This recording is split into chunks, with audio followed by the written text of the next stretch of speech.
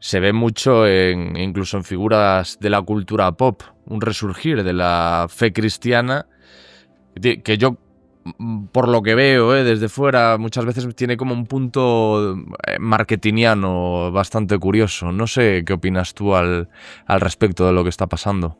Bueno, yo estoy cada día más convencido. Yo me hice apóstata hace ya muchos años por coherencia mental y estoy cada día más convencido de que fue un acierto por mi parte borrarme de la Iglesia Católica. ¿Por qué? Pues primero porque Jesús no fundó ninguna iglesia. Nunca ni se le pasó por la cabeza. Es una interpretación humana.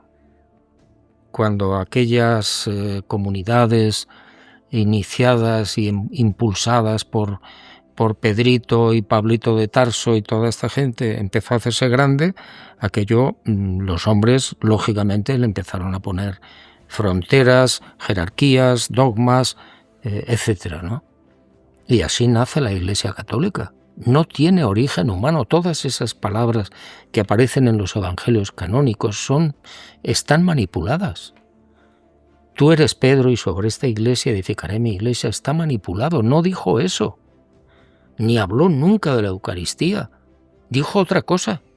Ninguno de los sacramentos es correcto. Nunca Jesús fundó ningún sacramento. Y lo digo con todo el respeto a los que sean creyentes, que tienen todo el derecho del mundo por contrato a ser creyentes. Pero yo personalmente lo que les invito, si tienen la posibilidad de huir de todas las religiones, que huyan. Que piensen por sí mismos, que busquen por sí mismos. Que no se preocupen, que es muy cómodo decir, bueno, yo confío en la religión tal y me confieso y amén. Y vuelta a empezar. Oiga, que no es así. Si usted ha cometido un error, porque vaya a confesarse, usted no queda libre de ese problema o de esa responsabilidad. Es que es muy cómodo, ¿no?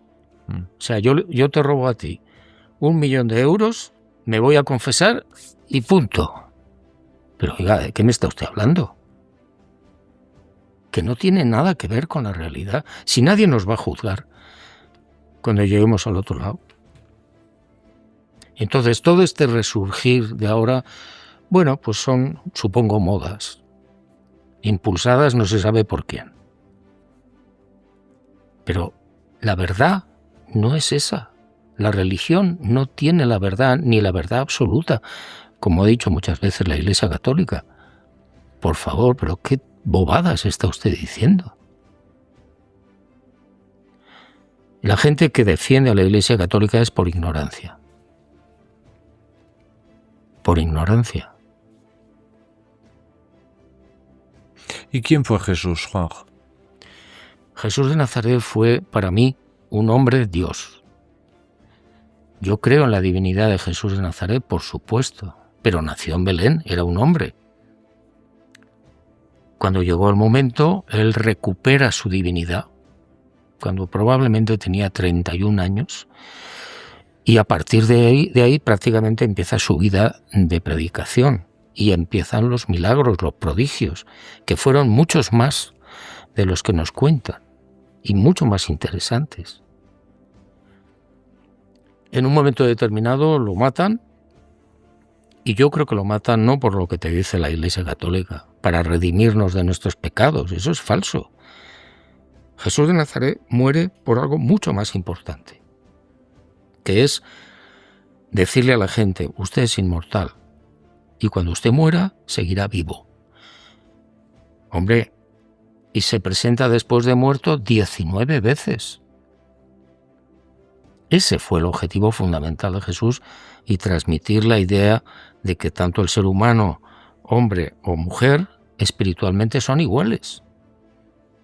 Iguales. Pero claro, eso no vendía. Pedrito y Pablito de Tarso, cuando se reúnen después de la muerte de Jesús, dicen, bueno, ¿qué hacemos? A ver, el mensaje capital de Jesús no vendía entre los judíos. ¿Qué decía? Que el hombre era igual que la mujer. Que el hombre esclavo era igual que el libre. Y que el rico era igual que el pobre. ¿cómo va a vender eso? Eso no vende entre los judíos. Ujú. Y se enterró. El mensaje capital se enterró hasta hoy. Que el hombre esclavo era igual que el libre y que el rico era igual que el pobre. ¿Cómo va a vender eso? Eso no vende entre los judíos. Ujú. Y se enterró. El mensaje capital se enterró hasta hoy. Bueno, pues todo eso son historias que les han ayudado a la hora del dinero y del poder. Mira, el Vaticano con la NASA creo yo que son los dos lugares de poder con mayor número de mentirosos por metro cuadrado. Jesús de Nazaret era un dios. Era un dios. Ujú. Que se hizo hombre, que se encarnó aquí por una serie de razones, estamos hablando. Y es lamentable que la Iglesia Católica lo refleje o lo represente siempre en una cruz, sangrando. Es algo verdaderamente de mal gusto. Y con gesto de dolor, eso me contaste, sí. Pero bueno, pues si Jesús de Nazaret si murió prácticamente con 35 años, no llegó a cumplir los 36, se pasó la mitad de su vida riendo. ¿Por qué lo representa usted colgado en un madero? Pero bueno, eso es lo de menos. Doy por hecho que has estado en el Vaticano, Juanjo. He estado alguna vez, sí. Es que yo estuve hace poco también en Roma, ciudad que me fascinó y de la que volví completamente enamorado. Y me gustaría saber qué sentiste tú en el Vaticano, cuando viste todo aquello, cuando viste la Basílica de San Pedro, por ejemplo. Bueno, yo recuerdo que la primera vez que pisé la Basílica del Vaticano, la Piedad de Miguel Ángel, que está entrando, nada más entrar a la derecha, no estaba tapada con el vidrio, tú podías rodearla. Y yo me acuerdo que fue la primera impresión que tuve del Vaticano, quedé maravillado, ¿no? Y luego tuve la fortuna o la suerte o la desgracia, no lo sé, de entrar en el archivo secreto. Uno de los monseñores le caí bien y me acompañó con la condición de no hacer ni tomar notas ni fotografías. Y bueno, yo me quedé alucinado porque son kilómetros de archivos. Kilómetros. Allí hay de todo. Hablando con una arqueóloga de Roma, la famosa tumba de Pedro, que está bajo el altar de la basílica, eso es falso. La arqueóloga lo había estudiado en su momento, hace ya muchos años, y me dijo, mira, lo que descubrimos es que había 2 varones, los huesos de 2 varones y de una mujer, y un montón de huesos de ratones. Cuando le hicieron el carbono 14 no salía el siglo I, salía el siglo VIII, pero no interesaba decir la verdad y se tapó. El Vaticano es un lugar que a mí me hace rechinar los dientes. No tiene nada que ver con Jesús de Nazaret, nada, ni en su mensaje ni en su vida. Es todo opulencia y grandiosidad, ¿no? Yo cuando entré en la basílica fue como que estaba completamente abrumado por lo que había. La Iglesia Católica, si no recuerdo mal, tenía el mayor volumen de pisos de Roma. Es decir, es una potencia inmobiliaria. Y además tienen acciones en fábricas de armas y acciones en fábricas de anticonceptivos. Entonces, es todo mentira. ¿Que hay cosas buenas en la Iglesia? Por supuesto. Los misioneros, no sé, Cáritas, hay una serie de estructuras, de historias que son estupendas.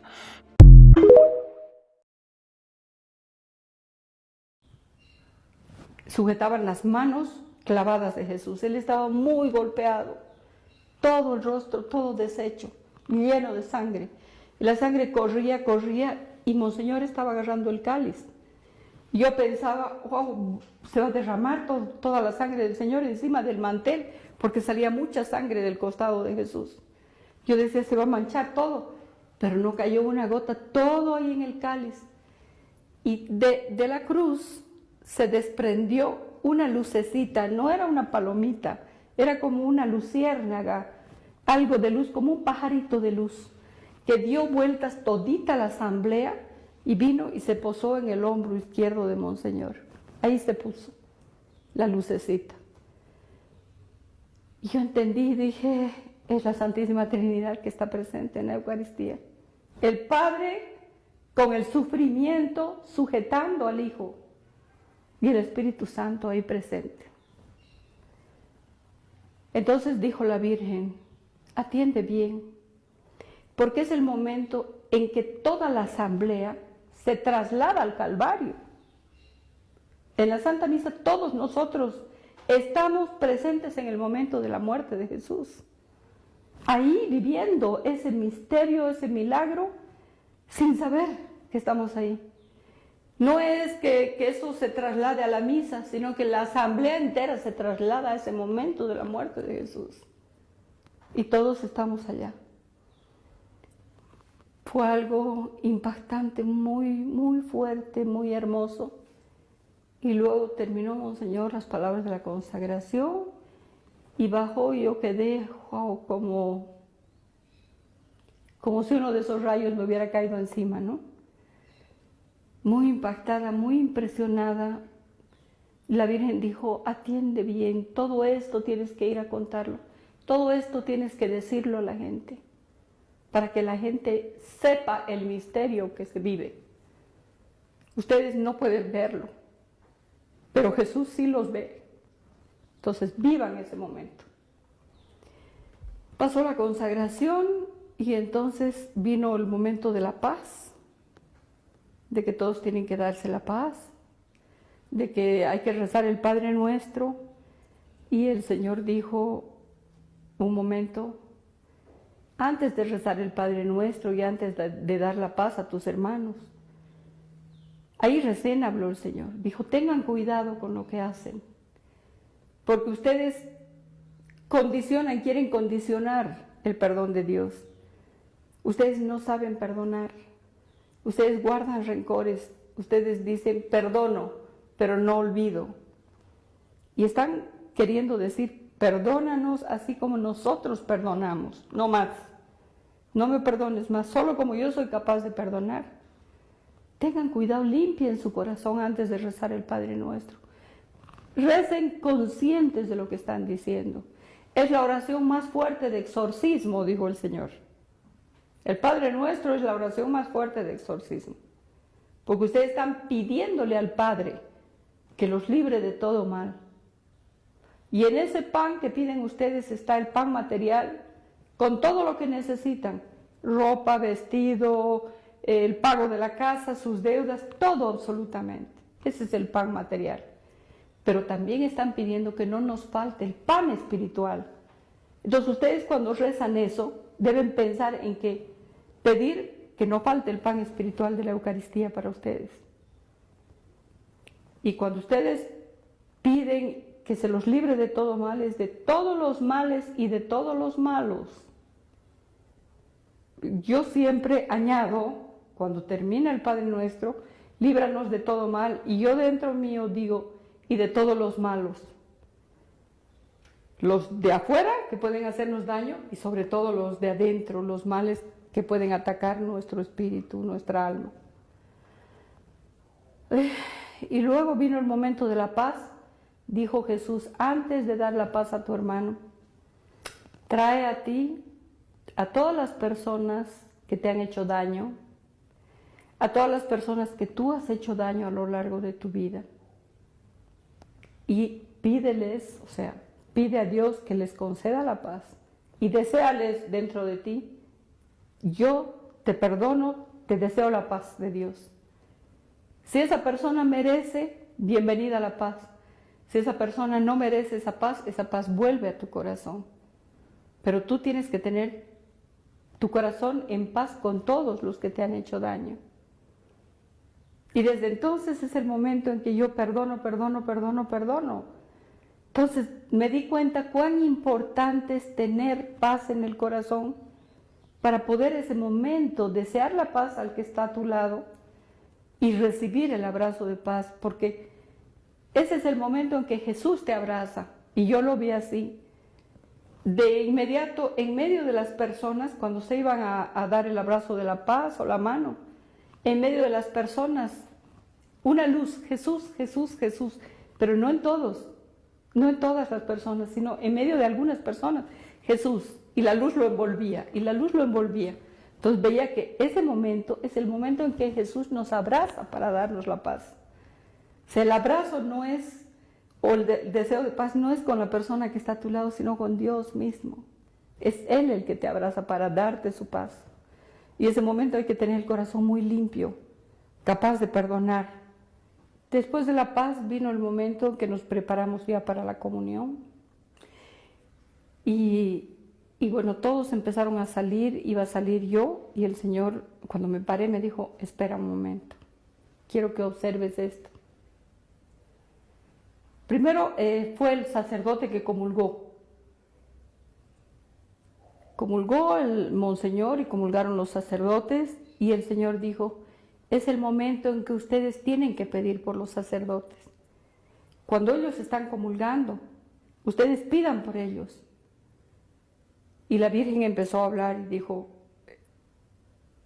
tú repite, Jesús, Señor, dale tu paz, dale tu amor, ayúdalo, sánalo, acompáñalo, porque el sacerdote líbralo de todo mal, porque ellos necesitan la oración del pueblo. Y nosotros los laicos, a excepciones, no rezamos por el sacerdote. Y dijo, nunca te fijes si el sacerdote es bueno o es malo cuando está celebrando la misa. Porque si él es malo o si está en pecado, él va a tener que rendirme cuentas a mí. Pero ustedes no tienen por qué juzgarlos, porque soy yo el que está celebrando la misa. Ellos celebran en persona mía la misa. Ustedes deben orar. Si el sacerdote está mal, oren para que esté bien. Si el sacerdote está equivocado o es un furibundo de mal genio, recen para que se amanse, para que el Espíritu Santo actúe en él. Pero ustedes no tienen por qué juzgar. Pidan por los sacerdotes. Sí, entendí que efectivamente, por lo menos en mi caso, muy pocas veces yo había rezado por ellos, menos en este momento. Es el momento de encomendarlos. Me preparé para salir para la comunión y ahí me hizo parar el Señor y me dijo, espera y observa. En ese momento, una de las señoras que no pudo confesarse la noche anterior, ella se había confesado en la mañana antes de la misa. Entonces fue saliendo ella para ponerse en fila y en el momento en que el sacerdote le iba a dar la comunión en la boca, de pronto una luz la atravesó a ella y salió atrás por la espalda, atravesó a esta señora de adelante a atrás y se fue bordeando alrededor de ella luz, luz, luz, luz en todo, toda ella bordeada de luz. Jesús dijo, así es como yo me complazco en abrazar a un alma que está limpia. Ella acaba de confesarse y está pura, está limpia. Es así como tienen que venir a la comunión. ¡Wow! Otro descubrir cuán importante es el estar por lo menos a tiempo en la misa o antes de que empiece la misa para poder vivir y hacer el acto penitencial y pedirle perdón al Señor por todos nuestros pecados veniales. El acto penitencial borra todos los pecados veniales. Entonces nosotros estamos más preparados para el momento de recibir a Jesús. A través de 1 año y medio me ha ido mostrando en distintas ocasiones lo que significaba para el hombre la adoración del Santísimo y lo que significaba para Jesús el que nosotros vayamos a visitarlo y adorarlo. Todo comenzó con una noche cuando el Señor me pidió que fuera, me invitó a que yo fuera a la capillita. Cuando yo estaba llegando a la capilla de adoración, a la iglesia, vi que había mucha luz en el lugar, en la capilla del Santísimo. Me fui acercando allá y había mucha luz. Y me pareció raro que en un lugar tan pequeño pusieran tanta luz cuando cuando mejor se hacía la adoración con una luz media. Pero al ir acercándome al lugar, había música, era música de distintos coros, como niños, grandes, mujeres, hombres. Y como que me sobresaltó el corazón porque yo había oído en otra oportunidad esa misma música, ese mismo coro. Cuando fui acercándome, las voces se iban apagando y la capilla se iba haciendo un poco más, con menos luz, con menos intensidad de luz. Cuando entré allá, pues estaba normal la capilla, era una capilla normal. Me arrodillé y enseguida el Señor me dijo que me sentara, que observara. Había un hombre de mediana edad, de unos 50 años. Él estaba arrodillado delante del Santísimo, delante de la custodia. Y Jesús en ese momento, desapareció la custodia, y vi a Jesús que se acercó al hombre y lo abrazó y le dio un beso aquí, en la mejilla. Jesús. Pero el hombre parecía no notar nada y me quedé mirando, supe que iba a ser otro día de enseñanza de parte del Señor. El hombre estaba rezando, él rezaba, y Jesús, sentado delante de él en un trono muy hermoso, lo escuchaba atentamente. Como que él escuchaba lo que el hombre estaba diciéndole. Y Jesús hacía así, miraba al cielo como intercediendo por el hombre, diciéndole al Padre, seguramente escúchalo. Luego Jesús lo bendijo y ya, y desapareció la visión. Y yo en ese momento me puse a pensar qué grande es el saber que Él está esperándonos y escuchándonos. Él está allí para escucharnos, para recibir nuestras oraciones. Y Él intercede, Él intercedió ante Dios para que escuche las oraciones del Padre y las oraciones de aquel hombre que estaba.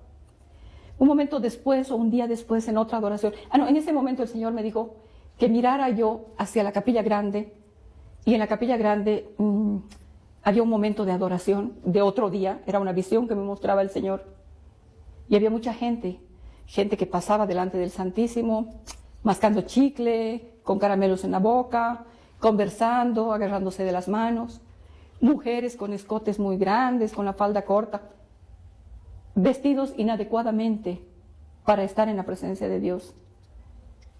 Y yo vi la tristeza en la cara de Jesús,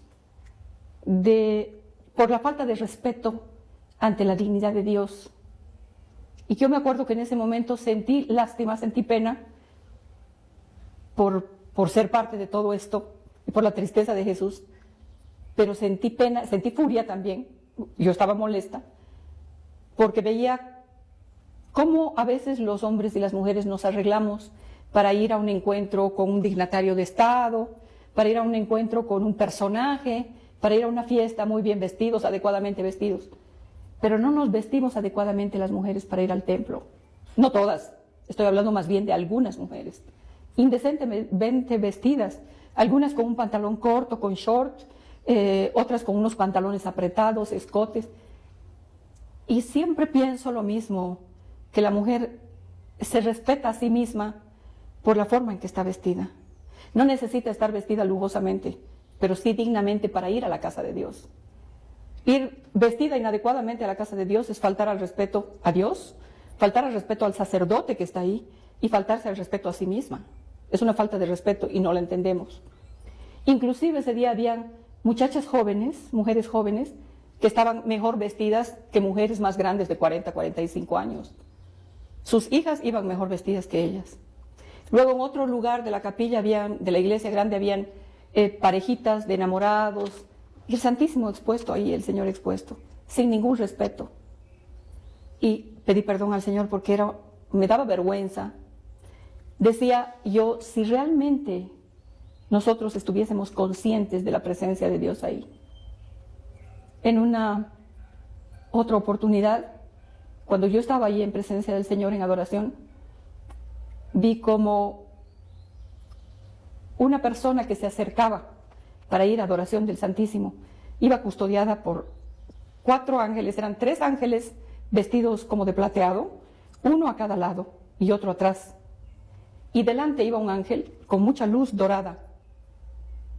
Y yo no sé quiénes eran los 3 ángeles que eran compañía, pero sé que el ángel que estaba con luz dorada era el ángel de la guarda.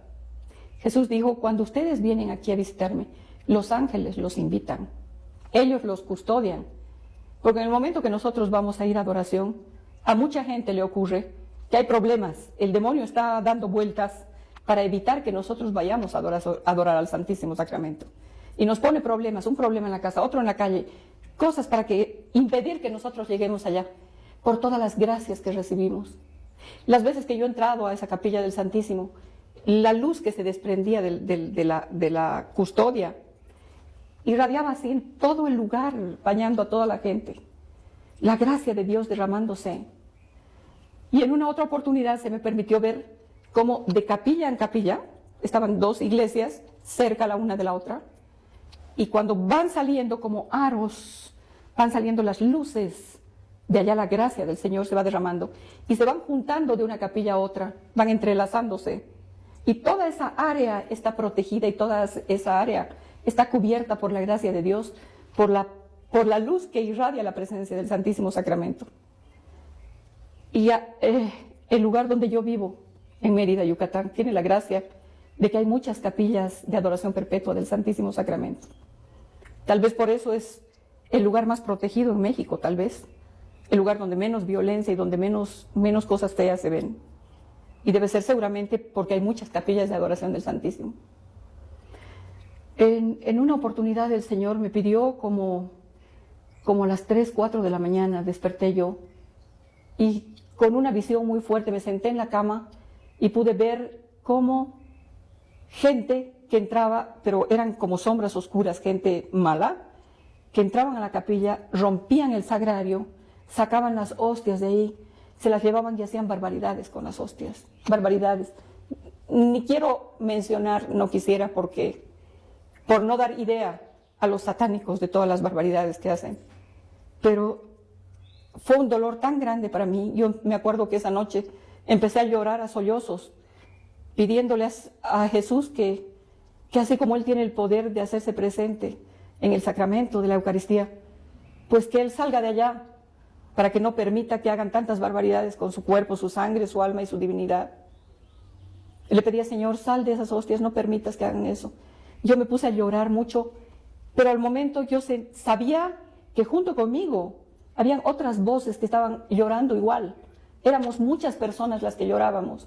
Y sobre todo había un sollozo muy delgado, que yo supe inmediatamente por una gracia de Dios que era la Virgen Santísima quien lloraba junto conmigo. Y hasta los sollozos del Señor, de Jesús. O sea, un dolor tremendo, tremendo de ver todo eso que estaba pasando. Yo esa noche lloré mucho, me vestí, me fui a hacer la visita al Santísimo Sacramento para reparar aquello. Y me puse a pensar la culpa laica, sentí la culpa de los laicos, de nosotros, la Iglesia, pero el pueblo laico. Porque si verdaderamente todos los católicos creyésemos firmemente que Jesús está vivo en la Eucaristía, nosotros los laicos deberíamos estar haciendo guardia en todas las iglesias para evitar que estos malditos pues hagan todo lo que hacen con el cuerpo sacrosanto de Jesús. Pero como que se nos borra todo. Tenemos flojera, no tenemos ganas de ir a hacer adoración un día, 1 hora al día, no voy a decir diariamente. Si una parroquia se organiza, lo menos que tiene son 30, 40 personas que van a hacer la adoración al Santísimo. ¿Cuánto le toca a una persona por semana o por mes? 1 hora tal vez. Y no podemos ir a adorar al Santísimo y nos perdemos todas las gracias que hay en la adoración del Santísimo. Una noche pude ver yo, cuando entré, eran 3 tronos juntos. Era un solo trono grande, un lugar majestuoso, pero con 3 tronos juntos. Tenía muchas piedras preciosas de colores. Era como si el trono aquel tuviera luz propia, pero de distintos colores. Y ahí vi a 3 Jesús, 3 personas, Jesús, con la cara de Jesús, los 3 completamente iguales.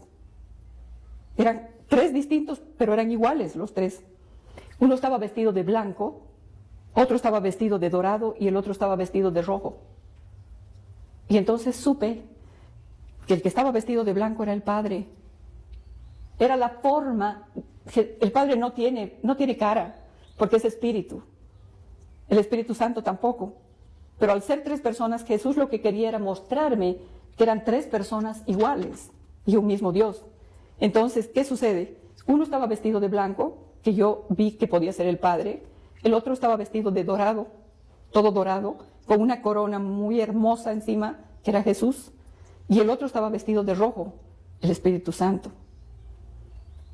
Y fue una visión de un momento y me sentí sobrecogida ahí, me postré en el suelo y dije, qué grande es Dios para querer mostrar a una criatura miserable como yo, a una pobre criatura, mostrarle aquello tan grande para que yo pudiera sacudir al pueblo de Dios y decirle que cuando nosotros vamos a hacer adoración, no solamente estamos adorando a Jesús, que ya es mucho, porque Él es Dios, sino la Santísima Trinidad, porque donde está el uno están los 3, que no pueden separarse.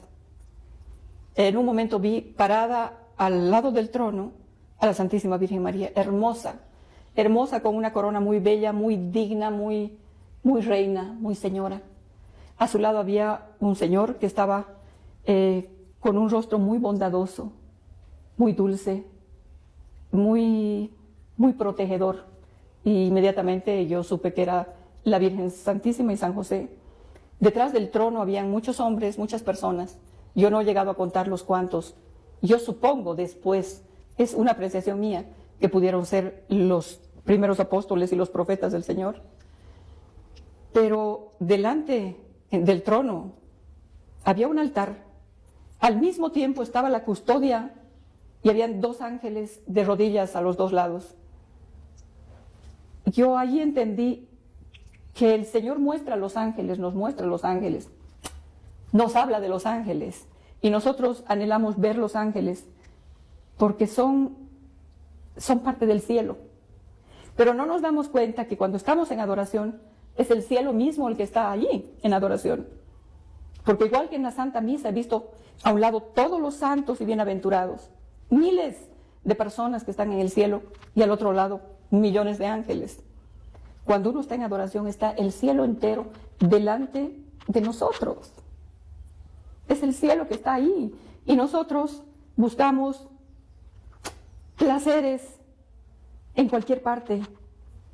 Buscamos aventuras de ir a buscar a Dios, muchas veces cantando en alguna secta, muchas veces escuchando una prédica bonita en otra secta. Y yo no dudo que hay gente que está inspirada por Dios, pero si nosotros queremos vivir ese momento, ese precielo, ese anticipo del cielo que tenemos, con la presencia de Dios, pues ahí lo tenemos en adoración. Él está ahí esperando por nosotros. Y nosotros organizamos todo nuestro tiempo, pero no tenemos una hora para ir a visitar a Jesús. A Él le encanta que nosotros vayamos a visitarlo. Jesús está esperándonos allá. Pero a quien le hace bien ir a visitar a Jesús es a nosotros. Nosotros necesitamos visitarlo. Necesitamos tener las gracias que se reciben de esa presencia fuerte de Dios. Y en el único lugar donde lo vamos a encontrar verdaderamente es ahí, en la Sagrada Hostia, en la Eucaristía. Ahí es donde está Él esperándonos. Un día vi a un amigo nuestro que estaba rezando ahí frente al Santísimo Sacramento. Él había estado en la tarde ahí. Y de pronto veo en visión, estoy mirándolo al hombre, pero veo un auto corriendo a toda velocidad, un coche, que choca contra una roca, contra una piedra grande, y luego el poste, y el auto se destroza. Y veo un personaje que abre la puerta del auto, y me doy cuenta que es un ángel. Él está vestido con una túnica blanca, y él abre la puerta del auto, y el muchacho que estaba ahí dentro del auto sale medio mareado, medio así. Y entonces se acerca la gente a verlo, a ayudarlo, en fin. Pero él no tenía absolutamente ningún rasguño. Nada, él no tenía nada. No estaba herido, estaba perfectamente bien, lo único el golpe que había recibido. Pero el papá estaba rezando ante el Santísimo Sacramento horas antes. Entonces pude entender la gracia de Dios, de que el Padre está rezando por ellos, ahí uno va a rezar frente al Santísimo y tiene la protección para toda su familia. Si a ese muchacho no le pasó nada malo, seguramente fue porque el papá estuvo encomendando y rezando por ellos frente al Santísimo ese día. Luego la gracia entre parroquia y parroquia, la protección para toda la comunidad. Dijo un día el Señor, el primer día que yo fui a hacer adoración, esa noche primera que fui a hacer adoración, dijo el Señor, pidan por el sacerdote que ha hecho posible este momento, que ha consagrado esta hostia para que pueda haber este encuentro entre ustedes y yo. Pidan por él. Pidan por el sacerdote que ha abierto las puertas de la parroquia para que pueda ser posible la adoración perpetua, la adoración. Pidan por las personas que han ayudado a construir ese lugar para la adoración, porque muchos de ellos sí lo han hecho por amor a mí y sí lo han hecho conscientemente, pero muchos de ellos lo han hecho por amor a ellos mismos, porque nunca vienen a visitarme. Han hecho la capilla, pero ahí se acabó. Entonces lo han hecho por ellos. Pidan por esa gente, para que esa gente se convierta también, verdaderamente, ¿no? Pidan por aquellos que me cierran las puertas, porque hay gente que no quiere abrirse a la adoración eucarística. Y es una pena porque es como si Jesús estuviera abriéndonos una puerta para entrar a verlo. Y nosotros le decimos, sabes que no tengo tiempo, no puedo ahora. Y cerramos la puerta. O alguna vez ha ocurrido, Dios quiera que nunca más, algún sacerdote que se le ha pedido tener la adoración perpetua en la parroquia y ha dicho, no tengo tiempo para eso. Igual, está cerrando la puerta de encuentro entre los hombres y Dios. Entonces, cuando nosotros vamos a adoración del Santísimo, estamos acompañados no solamente por todo esto, sino es mucho más allá. Estamos acompañados por los coros de ángeles que hay en el cielo. Yo tuve una experiencia una vez, no podía ir a la adoración del Santísimo, y en la casa me puse desde la casa a adorar al Señor. Cuando estoy enferma o cuando no puedo hacerlo, o estoy en cama. Y así le enseño también a mucha gente. Desde el lugar donde yo estoy, empiezo a adorar al Señor. Traigo a mi memoria tal sagrario, tal capilla, tal iglesia, y me ubico ahí con el corazón a los pies del tabernáculo y empiezo a hacer adoración y alabar al Señor.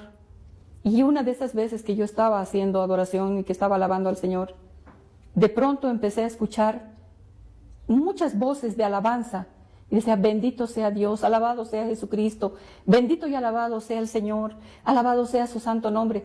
Pero eran muchas voces que iban haciendo una, no tal vez melodía, sino más bien una oración continua, perpetua, continua.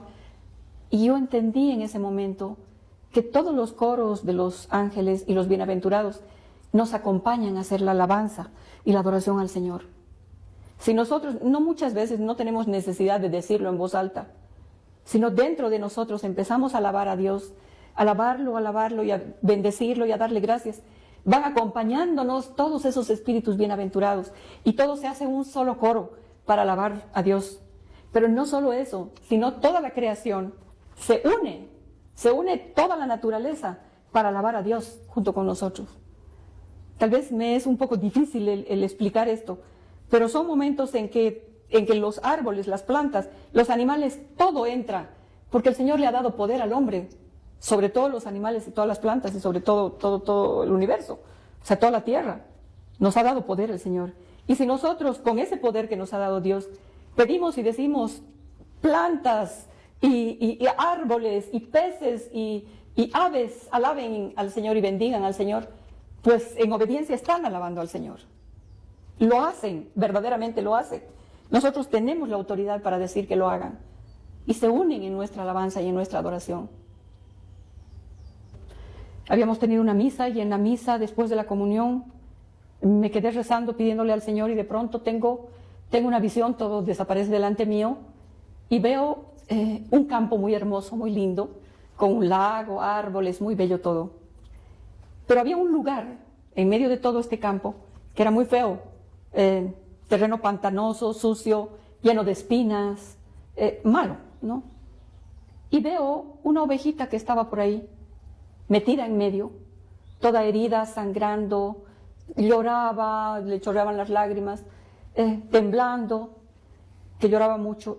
y no podía salir. Y cuanto más quería salir, más se enredaba en todo. Veo una mujer que se va acercando con los brazos tendidos para la ovejita y me doy cuenta, la veo de atrás y puedo reconocer que es la Virgen María. Está vestida como ella suele estar. Veo que ella se acerca, estira las manos a la ovejita. La ovejita trata de salir, pero se enreda más. Y no sabe si va a escapar de ella o si se va a acercar a ella. Y se lastima mucho más. Y en eso veo que la mujer mira hacia allá, hacia el horizonte, como buscando algo, porque no podía sacar a esta criatura. Y veo luego acercarse un hombre muy guapo, muy hermoso, fuerte, con la piel bronceada, con las manos remangadas y con un báculo, y veo que es Jesús, reconozco que es Jesús. Se acerca a él y la mujer desaparece. Entonces veo a él que mira a la ovejita y entra decidido para rescatar. Y las espinas iban creciendo, iban arañando las piernas y la túnica de Jesús. Y él agarra el bastón, con el bastón iba golpeando las espinas, pero las espinas volvían a crecer. Y él se acerca a la ovejita, la toma a la oveja, la agarra así en sus brazos, y la ovejita lloraba mucho y sangraba. Y Jesús empieza a besar a la ovejita. En cada lugar donde tenía una herida la ovejita, Jesús la besaba y le caían las lágrimas a Jesús. Lloraba junto con la ovejita. Donde caía una lágrima de Jesús, o donde él ponía la boca para besar a la ovejita, se cerraba la herida, se sanaba, y va sanando y la va acariciando, y se va sanando la ovejita y él sale de ahí, de ese lugar, con la oveja. Al poco momento, al rato después, veo que la ovejita está sentada, así sentada sobre sus patitas, apoyada, mirando a Jesús, Jesús sentado en una piedra, en una roca grande, y él está hablándole a la ovejita. Y la ovejita muy atenta lo escucha y lo escucha y lo escucha. Parece complacida escuchándolo y Jesús también complacido hablándole. De pronto oigo otro balido, ve, ve, otra ovejita sufriente, dolida. Jesús se para, va para ir a sacarla, pero esta ovejita corre por delante de Jesús. Y va acompañándolo a Jesús, va por delante y se mete, sin esperar dirección, se mete allá y va y empieza a jalar a la otra ovejita hacia Jesús. Jesús entra nuevamente, toma la otra ovejita y vuelve en lo mismo. Pero esta ovejita feliz corría así buscando uno y otro. Y entonces en ese momento Jesús me dijo, ya tienes el tema para hablar, esa ovejita eres tú. Esa fue mi conversión, ese fue mi camino. Y es el camino de muchos. Jesús dijo, en un mensaje nos dijo, yo me he quedado en una fracción del pan porque no quería que aquellos a quienes tanto amo quedaran huérfanos. Al morir Jesús, al irse al cielo, no quería que nosotros nos quedáramos huérfanos. Y Él decidió quedarse en esa pequeña cárcel de amor, porque es la cárcel pequeña de amor. Es un lugar donde Él está prisionero del amor, en ese pedazo de pan. ¿Por qué el pan? Porque es el alimento básico de todos. Es el pan nuestro de cada día. Es lo más pobre, lo más humilde que hay. Ahí quiere estar Él, ahí quiso estar Él para quedarse con nosotros. ¿Para qué? Para ser alimento. Y nosotros no nos damos cuenta de que no solamente es el pan y no solamente es que tenemos que ir a comulgar, sino que nadie puede tener la fortaleza y el alimento como aquel que come ese pan. Sin ese pan y sin la fe en ese pan, en la presencia de Dios en ese pan, nosotros no podemos combatir al demonio, no podemos combatir al mundo que es nuestro enemigo, no podemos combatir a la carne nuestra que es nuestra enemiga. Nosotros necesitamos de esa fortaleza, necesitamos esa comunión con Dios. Jesús está vivo allá, por eso es que las hostias sangran. Ese es el motivo, Él está mostrándonos que está vivo en ese pedazo de hostia. Por eso son los milagros eucarísticos, porque el Señor ya no sabe cómo llamarnos a sus altares y cómo mostrarnos que Él está vivo ahí. Pero no es tanto lo que Él puede necesitar que nosotros nos alimentemos de Él, como nosotros necesitamos alimentarnos de Él. Nadie puede subsistir y puede resistir todos los embates y todas las cosas que hay en este mundo si no se alimenta con el pan de vida. No podemos, nuestra naturaleza es débil. Si el político quiere ser un hombre correcto y quiere gobernar su nación como debe hacerlo, tiene que alimentarse con ese pan de vida y tiene que vivir y conocer a Dios en su palabra y en su presencia real en la Eucaristía. Si el comerciante o el hombre de negocios, el hombre de mundo, de cargos importantes, quiere tener una responsabilidad y vivir justamente, ser un hombre justo, tiene que alimentarse con ese pan de vida, tiene que alimentarse con la palabra de Dios y con su cuerpo.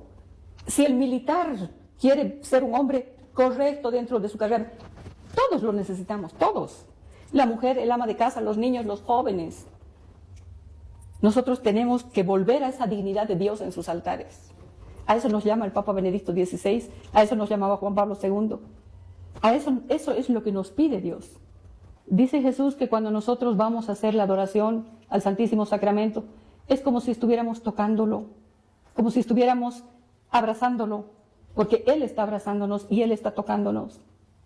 Yo no sé si a todos les pasa, pero cuando yo voy a hacer adoración y estoy en la presencia de Él, siento que todo Él me está envolviendo, que me está abrazando, porque trato de vivir con mi espíritu todo eso que el Señor me ha mostrado. Pero quiero que todo el mundo lo viva, porque entonces sí, el mundo va a cambiar cuando nosotros aprendamos a doblar la rodilla ante Dios. Una vez el Señor dijo, nunca el hombre es más hombre, la Virgen, nunca el hombre es más hombre que cuando dobla la rodilla ante Dios. Nunca. Puede ser político, puede ser industrial, puede ser un militar, puede ser un hombre de mando, un hombre importante. Solamente es importante cuando sabe doblar la rodilla ante Dios. Lo demás no tiene valor.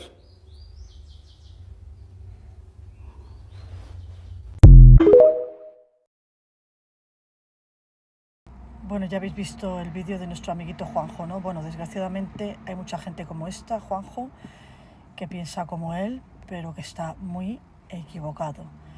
Y cuando vi ese vídeo y escuché esas palabras, os lo juro, no sabía si reír o llorar. Os lo juro que es que no sabía si reír o llorar de las barbaridades, chorradas y mentiras que dice ese hombre. Parece mentira, señor. Juanjo, usted, señor. Y bueno, y que le entrevista también de la marinera. O sea, infórmese antes de hablar. También dice que hay que pensar por uno mismo. A eso llama pensar por uno mismo. O sea, este hombre llama a pensar por uno mismo a alejarse de Dios completamente. O sea, es que no dice más que chorradas, mentiras, barbaridades una detrás de otra. Parece mentira con los años que tiene, que dice que se ha informado, no se ha informado nada. Señor, lea la vida de los santos, lea la vida de los santos, de todos los santos. Bueno, él dice que Jesús no fundó ninguna iglesia. Y le tengo que recordar que desde que Dios ha creado el mundo y lideró al pueblo judío, cuando Dios estaba con el pueblo judío y eran de Dios, llevaban consigo cuando iban con Moisés por el desierto un tabernáculo donde estaban las tablas de la ley y donde estaba Dios.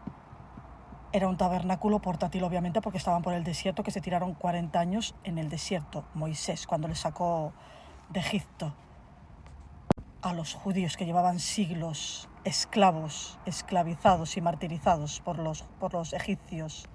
Bueno, pues cuando se asentaron, cuando llegaron a la tierra prometida, claro que fundaron templos para consagrarse y adorar a Dios, porque todos tienen que tener una comunidad donde reunirse, donde hablar con Dios y donde adorarse, donde adorarle, donde adorar a Dios. Lo tenían los judíos antes de que naciera Jesús, donde hacían sus sacrificios con animales para consagrarles a Dios. Pero cuando vino Jesús, pues las cosas cambiaron. Y ya las cosas fueron diferentes, porque esos templos eran nada más que de los judíos. No podían entrar quien no fuera judío, ni hacer sacrificios, ni consagrarse a Dios, etc., etc., etc. Pero luego como los judíos se alejaron de Dios, los judíos se alejaron de Dios. No fue Dios quien se alejó de los judíos. Entonces vino Jesús y fundó a través de sus apóstoles, que para eso les preparó durante 3 años, para que fundaran su nueva iglesia universal. Y claro que fundó una iglesia a través de sus apóstoles, Señor, que Jesús les preparó durante 3 años y después cuando murió en Pentecostés se introdujo el Espíritu Santo en cada uno de ellos para que hablaran todos los idiomas, porque tenían que ir a repartir el Evangelio, tenían que hablar del Evangelio, dar a conocer el Evangelio y dar a conocer a Jesús por todo el mundo. Y Pedro creó la nueva iglesia. Y te voy a contar cuando murió Jesús.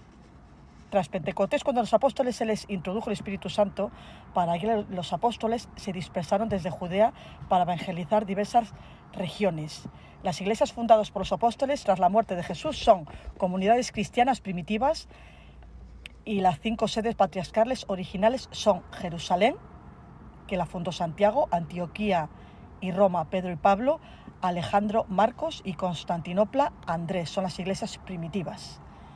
Jerusalén, considerada la iglesia madre, fundada y liderada inicialmente por Santiago, el justo y hermano de Jesús, fue epicentro de la primera comunión cristiana. Antioquía, fundada por los apóstoles Pedro y Pablo. En esta ciudad siria fue donde por primera vez se utilizó el término cristiano para los seguidores de Jesús. Que ese término fue inventado por Pedro, que fue apóstol de Jesús y el que fundó la Iglesia Católica. Roma, fundada por Pedro y Pablo. Estamos hablando de los apóstoles, ¿eh? Pedro se convirtió en su primer obispo, o sea, Pedro se convirtió en el primer papa. Pedro, el que dijo Jesús que iba a ser la piedra de su primera iglesia. Y todos ellos sufrieron martirio, todos los apóstoles. Pedro es la roca sobre la que edificará su comunidad, dijo Jesús. Y fue el primer papa, Pedro, en Roma. Alejandría, fundada por el apóstol San Marcos, convirtiéndose en un gran centro teológico en el norte de África. Sigo. Constantinopla, la fundó San Andrés y muchos más por todo el mundo entero. En Grecia, o sea, se fundaron en iglesias después, durante la evangelización de los apóstoles cuando murió Jesús, que vivieron unos cuantos años porque murieron mártires, les martirizaron y murieron. Fundó en Grecia, fundó iglesias en Asia Menor, Península Ibérica, y fue el apóstol Santiago en Etiopía, etc. O sea, que es que no dices más que barbaridades, Señor. Infórmese, porque no está pensando por sí mismo, sino todo lo contrario. Lo primero, no se ha informado, eso no es pensar por sí mismo. Alejarse de Dios no es pensar por sí mismo, como dice usted, es acercarse a Satanás. Otra barbaridad que dice este hombre, que parece mentira que con los años que tiene, dice que Jesús nunca habló de la Eucaristía. Madre mía, dice que nunca habló de la Eucaristía. Pero como que nunca habló de la Eucaristía, si cuando se consagró, cuando hizo la última cena, dijo, en la última cena, Jesús dijo, partiendo el pan y entregándoselo a sus discípulos. Además, cuando estaba predicando con sus apóstoles esos 3 años que estuvo, lo dijo, que tenía ganas de que llegara ese momento. Y cuando hizo la última cena, les enseñó a los apóstoles que consagraran, repartió el pan entre sus apóstoles y les dijo, toman y coman todos de él, porque este es mi cuerpo que será entregado por vosotros.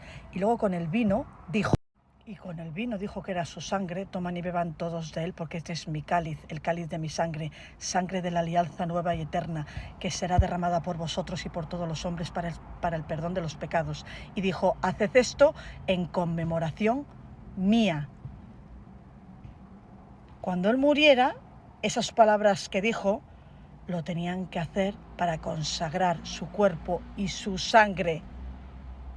Se lo dijo a sus discípulos, a Pedro, a Pablo, a Mateo, etc., a todos sus discípulos, a todos, que tenían que hacer eso en conmemoración suya. Y cuando murió, repito, claro que los apóstoles crearon su iglesia y los mismos apóstoles enseñaron a sus seguidores, a los que llamaron años después cristianos, cómo tenían que hacerlo, con las mismas palabras que dijo Jesús, con las palabras que dicen los curas, dichas por Jesús, enseñadas por los apóstoles,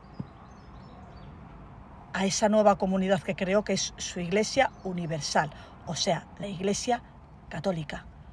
En la iglesia católica, los apóstoles nos enseñaron, dicho por Jesús y enseñado por Jesús, cómo se tenía que hacer la Eucaristía, un ritual para que Jesús se presentara ahí en la Eucaristía. Eso de que dice que Jesús nunca habló de la Eucaristía. Y claro que habló de la Eucaristía, repito, en la última cena enseñó a los apóstoles cómo tenían que hacerla. Y los apóstoles nos lo enseñaron a nosotros en las iglesias que crearon en su comunidad, porque siempre ha habido iglesias, templos, antes se llamaban templos, para que nos reuniéramos, para enseñar su palabra y para guiarnos. Pues claro que tiene que haber iglesias, claro que Jesús fundó su nueva iglesia, claro que sí, la católica. Primero sus apóstoles, que nos enseñaron a consagrar la Eucaristía con las mismas palabras que dijo Jesús, y en la Iglesia Católica es la única iglesia del mundo, la única, la verdadera, y la que creó Jesús a través de los apóstoles, donde existe la Eucaristía, donde existe el milagro, que cada vez que se hacen esos rituales de consagrar el pan y el vino, Jesús está presente ahí. No solo Jesús, sino la Virgen María y los santos y los ángeles. Ahí está Jesús, está Dios y está la Virgen y están los ángeles. En la Eucaristía, cada vez que se consagra, claro que sí. Jesús, y otra barbaridad, que Jesús no fundó ningún sacramento, claro que fundó los sacramentos del bautismo. Y después la comunión, más adelante la comunión, porque cuando bautizan a los niños hace la comunión para seguir consagrándoles, y después el matrimonio, ¿cómo que no? Jesús fundó los sacramentos del bautismo, porque empezó a bautizar él, primero Juan y luego él, y después los apóstoles, que se hicieron sacerdotes cuando él murió, y que les dio el poder Jesús a todos los sacerdotes, como a Pedro, a Pablo y a todos ellos, para hacer los sacramentos, el sacramento del bautismo, del perdonar los pecados y de consagrarse a Jesús y a Dios. Y después los sacramentos del matrimonio también. Además es que eso viene en la Biblia, viene en el Nuevo Testamento. Es que yo no sé lo que ha leído usted. Y aparte de que viene en el Nuevo Testamento, lea la vida de los santos de antes y de ahora. Cómo hablan de la Eucaristía, de lo importante que es la Eucaristía, y solo existe en la Iglesia Católica, de lo importante que es los curas, papas, monjas. Lea la vida de los santos que han sido curas, sacerdotes, monjes, monjas, muchas santas y santos que han hablado, que Jesús y Dios y la Virgen les ha hablado directamente. Si no existiera la Iglesia Católica, como dice usted, y los sacramentos, como dice usted, y la Eucaristía, como dice usted, a todos esos santos de antes y de ahora, que muchas santas eran monjas, curas, monjes también, Jesús ya les habría dicho, y en las apariciones marianas a las niñas de Garabandal, en Fátima a las niñas de Fátima, en Medjugorje, etc., etc., etc., en todos los sitios donde se ha aparecido la Virgen y en santos y en santas, ya les habría dicho que la Iglesia Católica no es suya, que la Eucaristía es mentira. Y no, la Virgen María cuando se ha aparecido en Garabandal a las niñas, las ha dado a todas la Eucaristía, y si no, las fotos de la famosa Conchita, cómo sacando la lengua aparece de repente la hostia sagrada, el cuerpo de Jesús. Y cuántos santos y santas, cuántos santos y santas, Señor Juanjo, cuántos santos y santas, que lo voy a dejar aquí en un vídeo, la vida de santas, como Santa Faustina, Catalina Emmerich, vivió durante muchos años, muchos años, sin comer ni beber, muchos años, sin comer nada ni beber nada, alimentándose solo de la Eucaristía, del cuerpo de Jesús y de su sangre. Estudiados, santos y santas, de ahora, de 1900 y pico, ya le enseñaré aquí, de este siglo y del anterior, pero de este siglo también, de 1900 y pico, que se les estudiaba, vivían sin años, años. Ya sabes que una persona puede vivir no sé cuántos días bebiendo agua. Sin comer vive menos, pero bebiendo agua puede vivir un poco más, pero no puede vivir mucho tampoco, porque se mueren. Pues esas personas han estado años estudiados por médicos, les han estudiado el cuerpo y todo, o sea, hechos exámenes médicos a fondo, han vivido sin comer absolutamente nada y sin beber absolutamente nada. Estaban vivos nada más tomando la Eucaristía, Señor. ¿Cómo puede decir esa barbaridad? Que Jesús nunca habló de la Eucaristía, que no existió la Eucaristía, que... Infórmese antes de decir tantas barbaridades, Señor. Infórmese. Mire la vida de esos santos de 1900 y picos que han estado estudiados. No es que sea una cosa y una invención, porque dirán, no, es que se lo han inventado. No. Es que les han estudiado los médicos, porque no se podían creer que vivieran durante muchos años alimentándose única y exclusivamente de la Eucaristía. ¿Y por qué vivían? Que dice usted que la Eucaristía, que nunca habló de la Eucaristía y que no, o sea, esa puta barbaridad. Y vivían gracias a la Eucaristía. Lea la vida de los santos, infórmese antes de decir tantas chorradas y barbaridades. Porque es que parece mentira que usted diga que hay que pensar por sí mismo. Eso no es pensar por sí mismo, Señor. Eso es decir chorradas y barbaridades. Es que negar todo eso es negar a Jesús, lo cual es negar a Dios. Dice que hay que huir de todas las religiones. Bueno, sí, de todas menos de la católica, menos de la palabra de Dios, la palabra de Jesús. De esa no hay que huir nunca. Dice que hay que huir de las religiones y pensar por sí mismo. Bueno, pues si usted quiere pensar por sí mismo, como ha hecho usted, que lo único que ha hecho ha sido alejarse cada vez más de Dios, porque negar la palabra de Jesús como la está negando usted diciendo tantas barbaridades es negarle a Él. Si quiere pensar por sí mismos, pues léase la vida de todos los santos, de esos santos y santas que han sido muchos curas, cardenales, obispos, misioneros, monjas, que de hecho, desde muy pequeñas, Jesús y la Virgen les estaba diciendo que se alejaran del mundo, que se metieran en conventos, que para alejarse del mundo, porque para consagrarse a Dios y a Jesús, todos esos santos y esas santas que se les ha aparecido directamente Dios y que les ha hablado Dios, Jesús y la Virgen, les decían que se alejaran del mundo. ¿Y cuál es la manera de que se alejaran del mundo que quería Jesús? Meterse en conventos, unas monjas de clausura, otros curas, otras monjas, y eso se lo decía Jesús. ¿Tú te crees que Jesús les va a decir que se metan en un sitio que no es suyo? Porque ya se lo habría dicho. Oye, no te metas aquí, que eso no es mío. La iglesia no es mía, la Eucaristía no es mía. O sea, infórmese, lea la vida de los santos. Porque para acercarse a Él y alejarse del mundo se metían monjas monjas, todos esos santos, Santa Teresa de Jesús. Bueno, te voy a nombrar a varias santas y santos que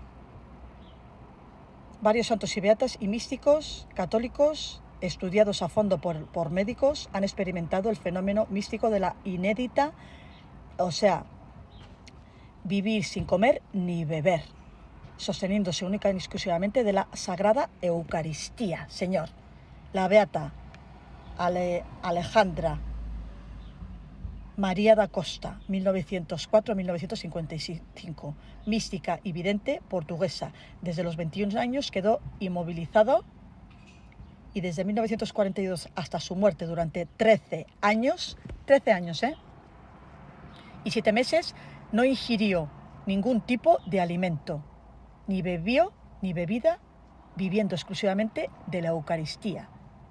María Robin, 1898-1962. Santa Catalina de Siena, etc, etc, etc, etc, etc. Y no hablemos de las profecías de los santos. Juan Bosco, por ejemplo, que tiene un sueño diciendo que la iglesia está a mitad de una tormenta, que intentan hundirla, que es Satanás, pero que siempre acaba anclada gracias a la Eucaristía y a la Santísima Virgen María, que es la que la protege, porque es la madre de la iglesia. No hablemos de la profecía de los santos, que hablan de la iglesia, que la quiere tomar Satanás. Y de hecho parece que la toma, pero va a ser rescatada y va a ser limpiada. Es que lea la vida de los santos, Señor, porque eso de que pensar por sí mismos, eso no es pensar por sí mismo, porque no se ha informado nada. Yo no sé, con todos los años que tiene usted. Repito, lea la vida de los santos, lea la vida de los santos. María Valtorta, Catalina Emmerich, Juan Bosco, etc, etc, etc, etc.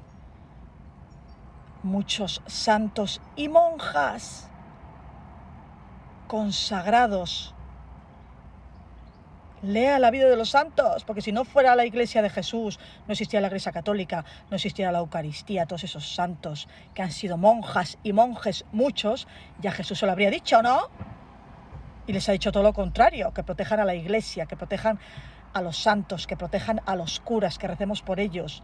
Los curas son ungidos por Dios y pueden perdonar los pecados, claro que sí, a través de Jesús, a través de los primeros que fundaron la iglesia, que fueron los apóstoles. Y fijaros la barbaridad que dice también, que si usted ha cometido un pecado, porque vaya a confesar no queda libre de ese pecado. Y pone el ejemplo de alguien que roba, un millonario que roba muchos millones, se va a confesar y ya está, ¿no? Es que no dice más que sandeces este hombre, no dice más que sandeces, pero es que una detrás de otra, una detrás de otra, una detrás de otra. ¿Se ha leído el Nuevo Testamento, Señor? ¿Se ha leído la vida de Catalina Emmerich? Las visiones verdaderas de Jesús cuando predicó y de María Valtorta y de todos los santos. Y en el Nuevo Testamento viene la vida de Jesús. Cómo Jesús perdona los pecados cuando se confiesan y pone a los apóstoles, que fueron sus precursores después, confesando los pecados, se salvaban, claro que sí, claro que sí, claro que sí. Y dio ese poder a los curas también, que muchos curas fueron santos, claro que sí. Mira al Padre Pío, por ejemplo. Todos los curas buenos, porque no hay curas buenos, todos no son buenos, porque se les mete el diablo, porque quiere destruir la iglesia poseyendo a los curas, cardenales, obispos, para desviar a la gente de su camino. Pero yo hablo de los curas que están con Dios de verdad, como el Padre Pío y como muchos. ¿No has visto la vida del Padre Pío? Como las personas que se iban a confesar, el Padre Pío ya sabía sus pecados antes de confesarse, porque a todos esos curas que están con Dios les concede gracias, claro, pero no a cualquiera, a los que realmente están con Él, a los que son santos. Pero aunque no sean santos los curas, cuando además es que lo dice Jesús en muchas visiones a los santos, que cuando los curas están confesando, Él está ahí también. Y claro que perdona los pecados. Además es que Jesús lo dijo y nos enseñó en el Nuevo Testamento, que claro que perdonaba los pecados. Pero obviamente, no te tienes que confesar y tienes que cambiar y te tienes que arrepentir de corazón. Si te confiesas y no te arrepientes de corazón, obviamente, y la vuelves a liar, no te perdona, obviamente. Dice, sí, uno que roba 1 millón de euros va a confesarse y ya está perdonado. No, es que así no funcionan las cosas. Obviamente, si uno de esos se confiesa, ha cometido un crimen, una barbaridad y se confiesa y no se arrepiente de corazón, porque Dios ve el corazón por dentro, obviamente no le va a perdonar. Porque para perdonarte tus pecados tienes que arrepentirte también. Y muy importante, otra cosa, tienes que cambiar. Y tienes que hacer penitencia, obviamente. Te ha perdonado, pero tienes que cambiar y tienes que hacer muchísimos sacrificios. Y no es fácil cambiar. Una persona que, por ejemplo, un drogadicto, por ejemplo, para dejar las drogas tiene que hacer un gran sacrificio. Siempre tienes que estar haciendo sacrificio y lo pasa muy mal. O los que fuman tienen que hacer el sacrificio pues de aguantarse el mono. Y así todo. Los pecadores, pues claro que perdona, pero tienes que arrepentirte de todo corazón y tienes que cambiar. Y si vuelves a pecar, vuelves a arrepentirte y vuelves a cambiar. Pero si quieres y quieres de todo corazón, obviamente tú te vas a confesar. Matas a alguien, vas a confesarte y luego vuelves a matar y vas a confesarte, yo estoy perdonado. No, es que así no funcionan las cosas, señor, así no funcionan las cosas. Es que parece mentira. Que nos informe usted. Otra barbaridad que dice también. Es que no dice más que chorradas y barbaridades. Yo cuando oía eso no sabía si reír o llorar, os lo juro, porque es que era una detrás de otra lo que decía. Que nadie nos va a juzgar. En el Nuevo Testamento, antes de que viniera Jesús, en el Viejo y en el Nuevo Testamento, la palabra de Dios y en la vida de los santos, cómo les habla Dios y todo eso, claro que dice que nos van a juzgar, claro que sí, que nos va a juzgar, que nadie nos va a juzgar, dice. ¿Pero de dónde te sacas eso? ¿Qué es lo que has leído tú? ¿Qué Biblia has leído tú? ¿Qué Biblia has leído tú que dice que nadie nos va a juzgar? Pues claro que nos van a juzgar y Jesús lo dijo. Cuando murió, que Él nos juzgará, Él va a ser el que nos juzgue, Él. Pero tú te crees que cualquiera va a subir al cielo, colega. O sea, que no nos va a juzgar nadie, o sea, que podemos hacer las mayores barbaridades del mundo, matar, asesinar, violar, torturar, robar, engañar, o sea, y esas personas se van a quedar sin su castigo, o sea, que te pueden hacer lo que les da la gana, pueden cogerte un día, hacerte de todo, violarte, pegarte, torturarte, matarte, hacerte la vida imposible, y esas personas van a quedar sin castigo. ¿Te crees tú que todo va a quedar sin castigo? Pero, ¿cómo puede decir tal barbaridad? Señor, si Jesús lo dijo, que cuando muriéramos Él nos va a juzgar. Y dice que la gente que defiende a la Iglesia Católica que es por ignorancia. No, el ignorante eres tú, que no te has enterado de la misa media. Tú hablas de Jesús, pero no estás con Jesús. Tú hablas de Dios, pero no estás con Dios. Es mentira.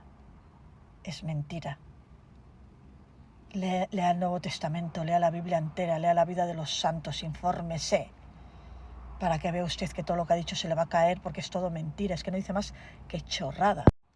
Y dice, él cree en la divinidad de Jesús de Nazaret, pero él cree que nació en Belén y era un hombre. Dice que con 31 años recupera su divinidad. Y con 31 años empiezan los prodigios, los milagros, que le fueron muchos, claro que fueron muchos los milagros, pero la divinidad de Jesús empieza ya cuando la Virgen se quedó embarazada por el Espíritu Santo, porque la Virgen nació sin pecado original. Es que dice que la divinidad de Jesús empieza cuando a los 31 años. No, Jesús Jesús, la divinidad de Jesús, la tuvo siempre, siempre, siempre, siempre. Jesús fue divino siempre, desde que le creó el Espíritu Santo, desde que la semilla, desde que la Virgen se quedó embarazada por el Espíritu Santo, por Dios. ¿Entiendes? Lo dice la Biblia, el Nuevo Testamento, lo dicen los santos. También lea la vida de los santos, que muchas fueron monjas, sí, de la Iglesia Católica, y curas, sí, sí. Santa Teresa de Jesús y tantísimos santos fueron curas y monjes, Señor. El agua donde bañaba la Santa Virgen María a Dios, a Jesús, al Santísimo Jesús, cuando otro niño que estaba todo lleno de lepra se bañaba en esa agua donde se había bañado el niño Jesús, se curaba, se curaba. Y Jesús en su infancia también hacía prodigios, siempre los hizo. Gente que le tocaba cuando era bebé o que se bañaba en su agua, se curaba y se salvaba. Señor, no me diga que su divinidad empieza a los 31 años. Jesús fue divino siempre. Es que no dice más que barbaridades y chorradas. Esperar. Es que este señor no dice una chorrada más que otra. Dice, no le mataron para redimirle de nuestros pecados. Dice que Jesús muere por algo mucho más importante, que es decirle a la gente que es inmortal y cuando usted muera seguirá vivo. De verdad que es que no sabía si reír o llorar con estas chorradas que dice este señor. Es que es una detrás de otra. Es una detrás de otra. Por favor. Y sobre todo lo peor y mayor barbaridad que dice, que no le mata para redimir nuestros pecados. O sea, y cuando estuvo predicando, que sale en el Nuevo Testamento y en la vida de los santos también lo dicen, que Él murió para salvar a los pecadores, a todos los pecadores.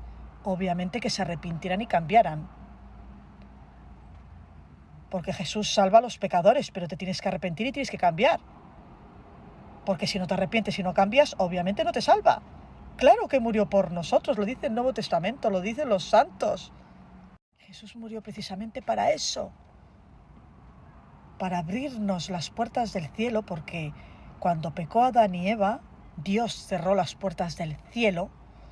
Todos los santos y Moisés estaban en otro lado, no estaban en el cielo, tampoco estaban en el infierno, pero no estaban en el cielo, porque te diré que muchísimos profetas ya profetizaron la venida de Jesús, que iban a ser el Mesías, iba a ser el Cordero sacrificado por nosotros, por todos nosotros, para salvarnos. Abrirnos las puertas del cielo, bajó al infierno y abrió las puertas del cielo. Y claro que murió para salvarnos de nuestros pecados. Lo dice el Nuevo Testamento, lo dicen muchos santos. Catalina, María Valtorta, Catalina Emmerich, muchos lo dicen y Jesús mismo lo dijo. Dice que Jesús murió para decir al mundo que éramos inmortales, que cuando muriéramos seguiríamos vivos. Es que de verdad. Es que, madre mía, qué fantasmón. Cómo se nota que le está guiando Satanás. Porque dice medias verdades, además, este tío. Pues claro que somos inmortales, pero antes de que viniera Jesús también lo éramos, porque el alma nunca muere. Cateto, el alma nunca muere. Señor, el alma nunca muere, nunca, nunca, nunca. Nosotros cuando nos morimos seguimos vivos, pero claro, Jesús nos juzga cuando nos muramos. Además lo dice en la Biblia, lo dice el Nuevo Testamento, y lo dice a través de visiones que tuvieron muchos santos y santas, que muchos eran monjas y curas, Señor, sí. Y muchos vivieron de la Eucaristía muchos años. Sí, que dice usted que no existe la Eucaristía tampoco y que eso no es nada. Otra vez, repito, lea la vida de los santos. Jesús lo dijo cuando predicó y a través de visiones de muchos santos. Que cuando nos muramos, Es que el alma nunca muere, claro que no. El alma nunca muere, pero antes de que existiera Jesús tampoco moría el alma. El alma es inmortal, Señor, el alma es inmortal. Siempre lo ha sido, desde que Dios nos creó. Pero no solo creó nuestro alma inmortal, también creó nuestro cuerpo a través de Adán y Eva. Nuestro cuerpo, que Jesús está en el cielo y la Virgen María con su cuerpo, con su sangre, como nosotros, pero inmortal. Y Jesús vino a salvarnos y a decir que cuando nos muramos, además es que viene en el Nuevo Testamento y en el Viejo y en las profecías, que todos se han cumplido y todos se cumplirán. Que nosotros, cuando llegue el fin del mundo, bueno, cuando te mueras, Dios te juzga, claro que sí, y te vas a un sitio o a otro, depende de lo que hayas hecho, o al cielo, o al infierno, o al purgatorio, Señor. Y además los santos lo dijeron, Santa Faustina y muchos más, que el infierno está lleno de la gente que no creía en el infierno, ni en el purgatorio, ni creía en él. El infierno está lleno de gente, como usted, Señor, que no creía en lo que está diciendo usted. En las profecías, además Jesús lo dijo, en el fin del mundo, cuando venga a juzgarnos y lleguemos todos al paraíso, los que tengamos la suerte de ir al cielo, en el fin del mundo, seremos todos resucitados. De hecho, cuando Jesús murió, se oscureció el mundo durante Israel, los que le mataron, hubo varios terremotos, y muchos que llevaban siglos muertos, como Elías, como Moisés y como muchos, volvieron a tener su cuerpo para parecerse a todos los que le habían matado y maldecirles, Señor. En el fin del mundo, en el nuevo mundo, los que tengamos suerte de vivir en la vida eterna, que nos lo tenemos que ganar porque no puede ser cualquiera, nos tenemos que arrepentir y tenemos que cambiar, tenemos que morir para el mundo y vivir para Dios y rechazar las cosas del mundo, que está Satanás en él, como muchos santos. En el fin del mundo resucitaremos con nuestro cuerpo, sí, con nuestro cuerpo, como el que tiene Jesús y como el que tiene María, no solo en el espíritu, también con el cuerpo este que tenemos, como vivieron Adán y Eva en él antes de pecar, que hubiéramos sido eternos si no hubieran pecado, y nosotros viviremos en ese cuerpo, seremos jóvenes y viviremos eternamente sin morir en nuestro cuerpo de ahora. Lo dicen las Escrituras, lo dicen las profecías, se lo dicen Jesús y Dios y la Virgen a los santos también, y lo dijo Jesús en el Evangelio y a través de sus apóstoles. Lea, infórmese, lea la Biblia entera, mire la vida de los santos, mire las visiones marianas de las niñas de Garabandal, que hablaba de la Iglesia, de que muchos curas y cardenales estaban llevando a muchos a la perdición, porque se estaba introduciendo Satanás. La Eucaristía también, como Conchita daba la Eucaristía, como muchos santos y videntes vivieron de la Eucaristía. Infórmese, lea la vida de los santos, muchas apariciones marianas de ahora y de antes, lo dice la Virgen María, a las niñas de Garabandal, a las niñas de Fátima, de Medjugorje, etc., de Lourdes. Es que dice, entre todas barbaridades, dice mentiras mezcladas con verdad, que eso es típico de los que están poseídos por Satanás y de los que no guía a Dios. Porque así es como habla Satanás, con medias verdades para engañarnos, y a través de gente como esta, que está guiada por Satanás, no por Dios. Y dice que dijo Jesús que el hombre era igual que la mujer, y que el hombre y que el esclavo es igual que el rico, y que el rico es igual que el pobre. Es que dice, pues claro que lo dijo eso, claro que sí. No, el rico es igual que el pobre, no.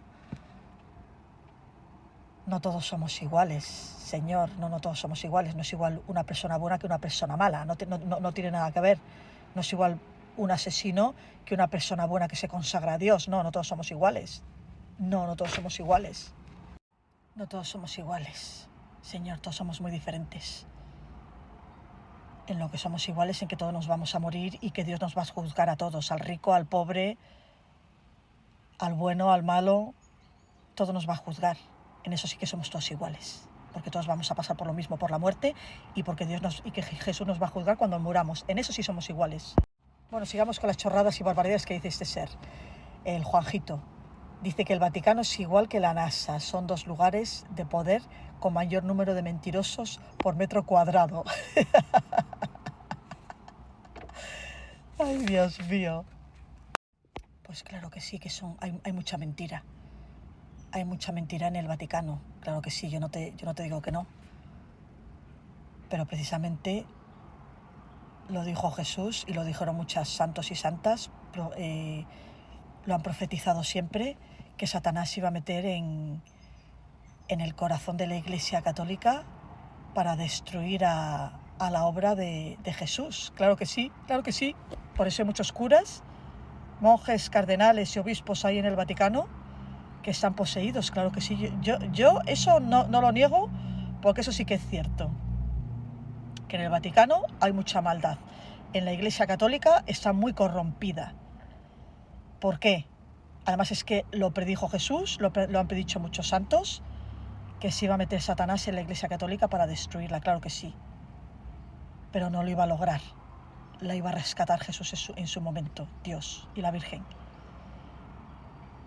Y claro que hay mucha gente mala ahí metida. No sé si has visto el vídeo anterior que he hecho, como este cura que está con muchas mujeres, que viola a las mujeres drogándolas, y muchos curas y muchas monjas violan y roban, o sea, claro que sí, que lo hay, claro que sí, está muy corrompido, claro que sí, porque Satanás se está metiendo a través de esa gente para llevar a las almas a la perdición, para desviarles, y por culpa de esa gente que está metida en el Vaticano, claro que sí, que yo no te digo que no, que se ha metido Satanás en su cuerpo, en monjes, curas, cardenales, obispos, sí, claro que sí. Además es que lo dijo la Virgen a las niñas de Bagravandal, y lo ha dicho siempre en Fátima y en todas las visiones marianas que ha habido, que les ha hablado la Virgen y les ha hablado Jesús, que lo dice, sí, que muchas curas, cardenales y obispos están llevando muchas almas a la perdición, claro que sí, lo dice, claro que sí, porque Satanás se ha metido en ellos, claro que sí. Además las profecías de muchos santos y santas lo dicen, eso no te lo niego porque es cierto, claro que sí, que está corrompido y que por culpa de ellos, por culpa de toda esa gente que se ha metido Satanás en ellos, en el Vaticano también, claro que sí está metido también ahí, y papas incluso también, guiados no por Dios, sino por Satanás, están desviando a la gente. Claro que sí, pero es que eso lo dijo Jesús, lo dice la Virgen en sus apariciones de antes y de ahora, y Jesús y a muchos santos y santas lo han profetizado.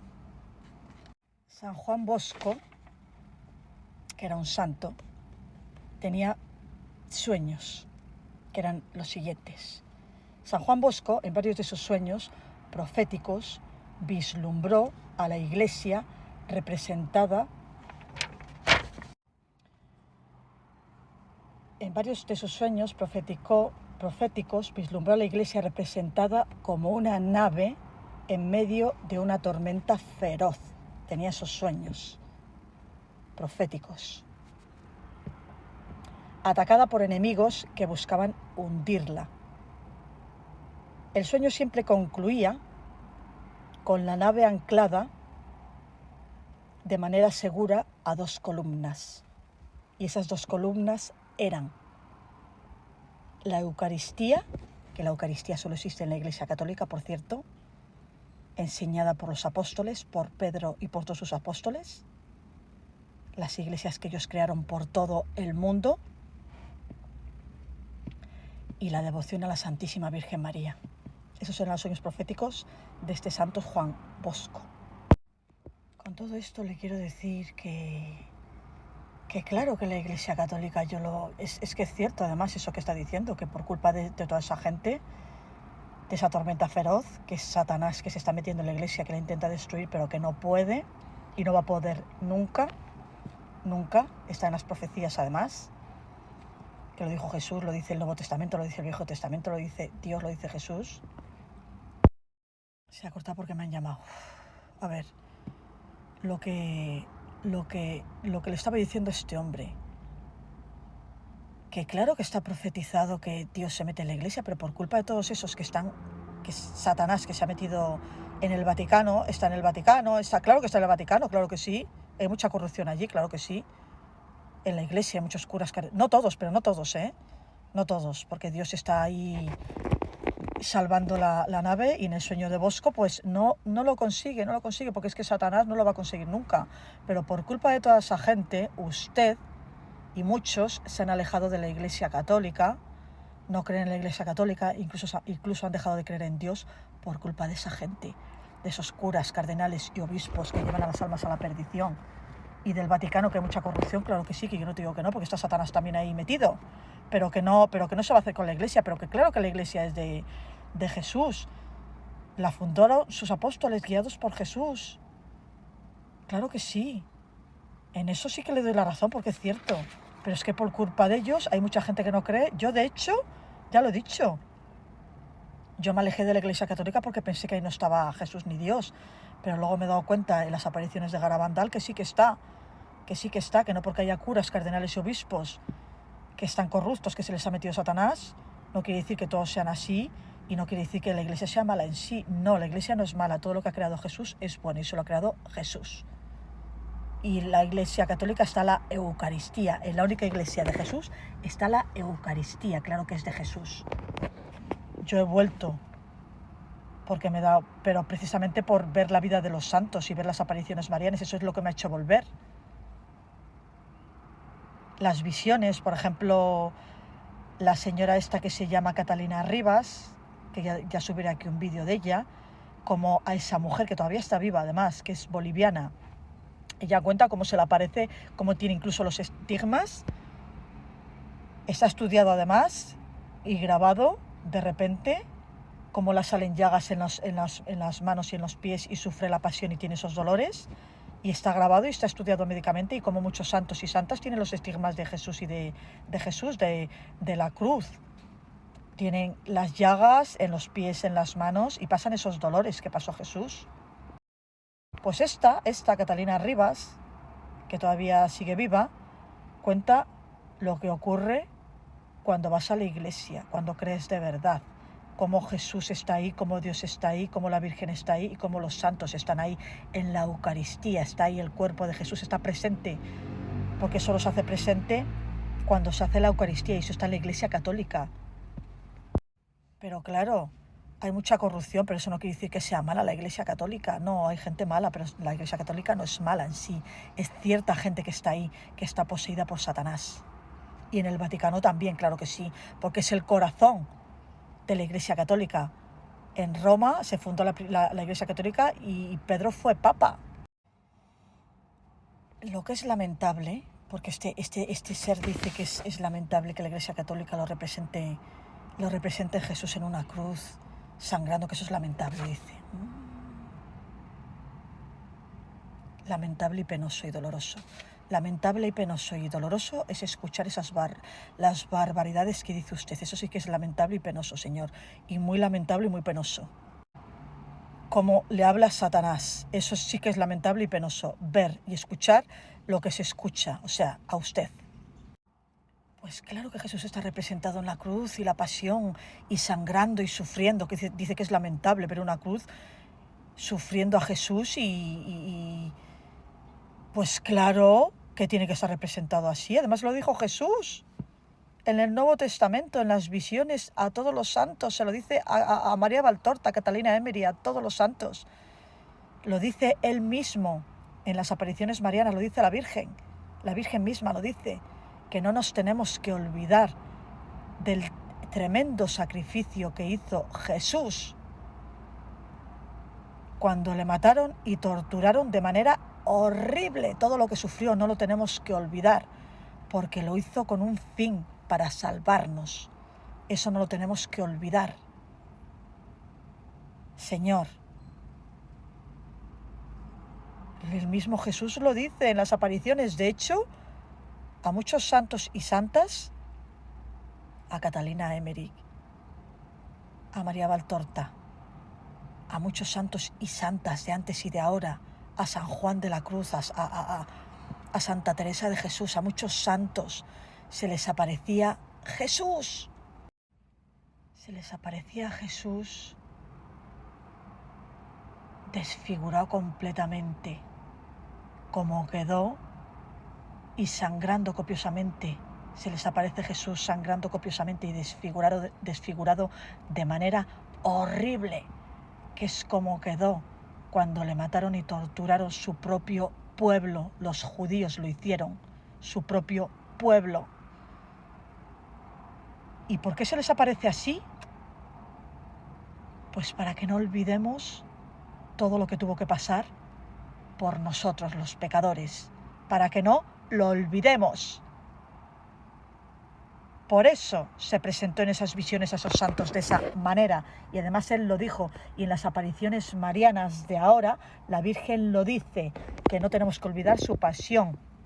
Y María Valtorta, Catalina Emmerich y muchos santos, el Padre Pío, por ejemplo, tenía los estigmas de las marcas de la cruz en las manos, y muchos santos tienen las marcas, como Catalina Emmerich, en la cabeza, sangrando y con dolores en las manos, en los pies, en el costado y en la cabeza, porque no olvidemos que cuando le pusieron la corona de espinas, se la clavaron en la cabeza, le clavaron puñales en la cabeza, que eso duele muchísimo.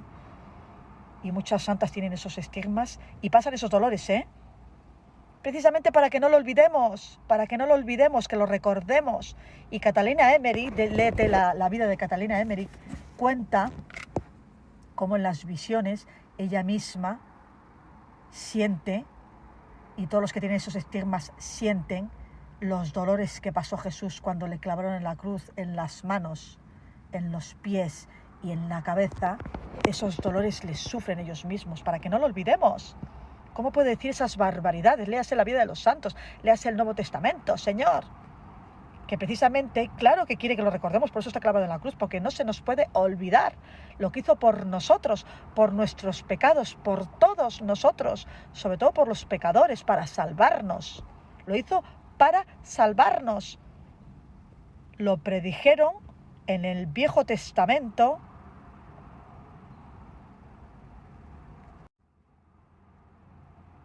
¿Cómo iba a morir el Cordero? Iba a ser sacrificado, torturado. Lo dice el Viejo Testamento. Lo dice Jesús, cómo iba a morir y por qué iba a morir. Lo dice además, es que lo dice él mismo en el Nuevo Testamento y a través de los santos. Claro que no tenemos que olvidarlo. Por eso está representado así, porque no debemos de olvidarlo, no tenemos que olvidarlo. De hecho, eso no se puede olvidar. Y también dice la barbaridad que Jesús vivió hasta los 35, casi 36 años. Mentira, otra gran mentira.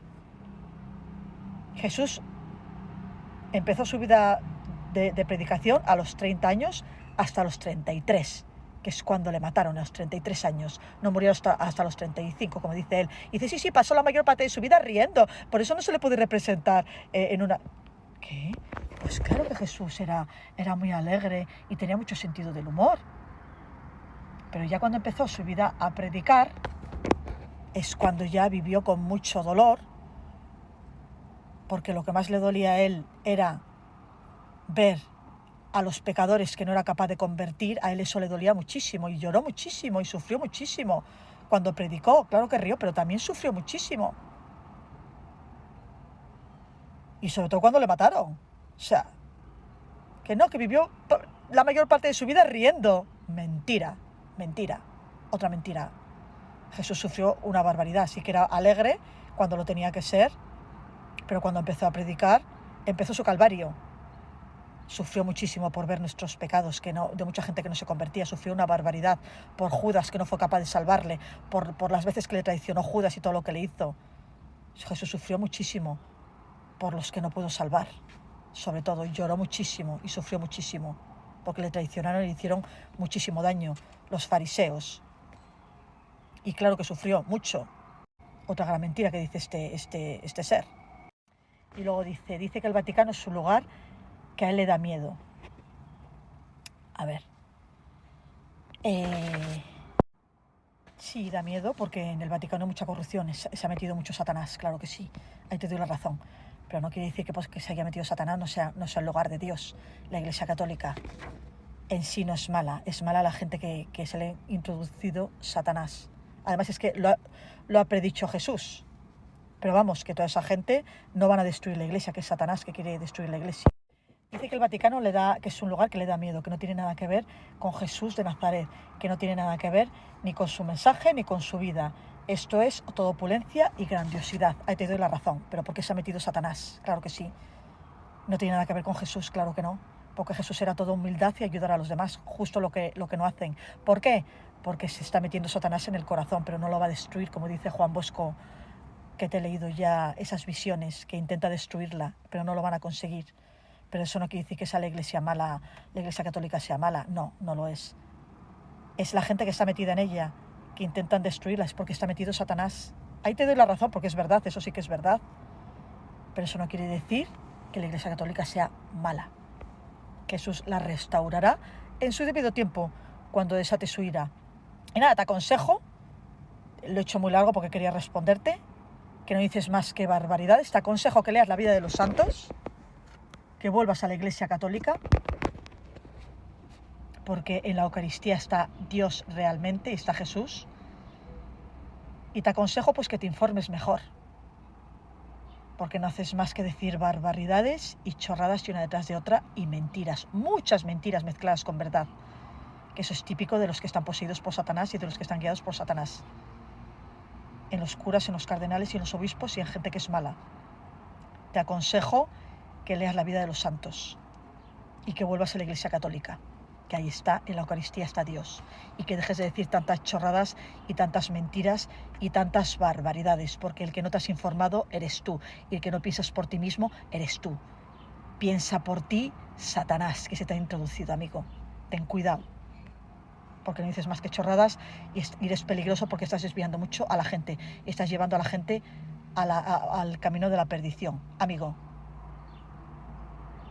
Y cuando mueras, claro que hay juicio, claro que hay juicio. Te aconsejo que cambies, porque te has desviado mucho, además.